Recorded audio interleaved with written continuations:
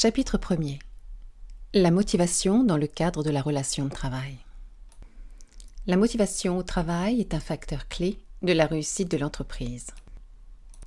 Pour le salarié, la motivation se traduit par la volonté d'atteindre un objectif fixé ou imposé. La motivation pousse le salarié à agir. Elle s'appuie sur l'activation de différents facteurs, les facteurs internes et les facteurs externes. La motivation est la base du dynamisme et de l'implication au travail.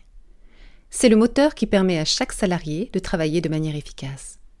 Elle nécessite la mise en place de plusieurs leviers, inhérents au salarié et inhérents à son environnement. Chapitre 1er. Les facteurs de motivation au travail.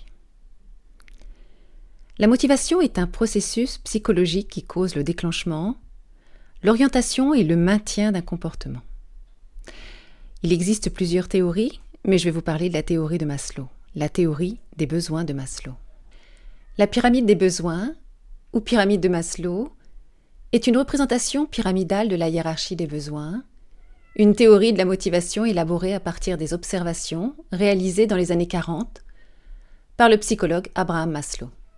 Nous trouvons tout en bas de la pyramide les besoins physiologiques, avec la faim, la soif, la sexualité, la respiration, le sommeil et l'élimination. Les besoins suivants sont les besoins de sécurité. On y retrouve un environnement stable et prévisible, sans anxiété ni crise. Puis viennent les besoins d'appartenance et d'amour, d'affection des autres. Viennent ensuite les besoins d'estime, la reconnaissance, l'appréciation. Et pour terminer, les besoins d'accomplissement. La motivation regroupe deux types de facteurs. Les facteurs internes, inhérents au salarié et à l'activité du travail, et les facteurs externes qui ne dépendent pas de l'individu.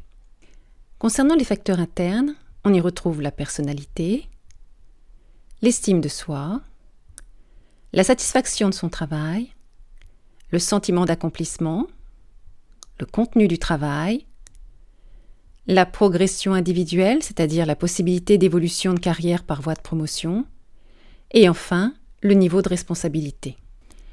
Les facteurs externes ne dépendent pas de l'individu, ils sont liés à l'environnement de travail dans lequel évolue le salarié et ils se composent principalement de la reconnaissance sociale, le fait d'être reconnu par la société, de l'évaluation, une notation réalisée par les supérieurs hiérarchiques, de la récompense, la contribution financière liée au travail effectué, doit être considérée comme juste et équitable par le salarié, et enfin, les conditions de travail, avec l'environnement au travail qui doit être apaisant, agréable, propre, afin de susciter le bien-être. L'entreprise doit encourager les démarches ergonomiques, vecteurs de productivité, et les conditions de travail peuvent concerner l'autonomie aussi dans le travail, la souplesse des horaires de travail, proposer par exemple des plages horaires fixes, des plages horaires variables, les pratiques managériales. Le salarié aura alors un sentiment de satisfaction qui lui permettra de réaliser son travail dans des conditions optimales. Et pour finir, la sécurité de l'emploi.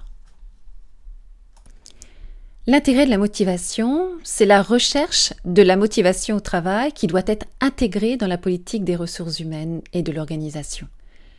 Elle passe par la mise en place d'actions concrètes, lisibles par les salariés, et l'intérêt de cette motivation doit être étudié du point de vue du salarié et surtout du point de vue de l'organisation, parce que chacun en retire des avantages.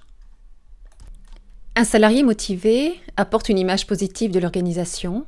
Un salarié motivé est un salarié efficace, un salarié qui s'implique et un salarié qui est heureux.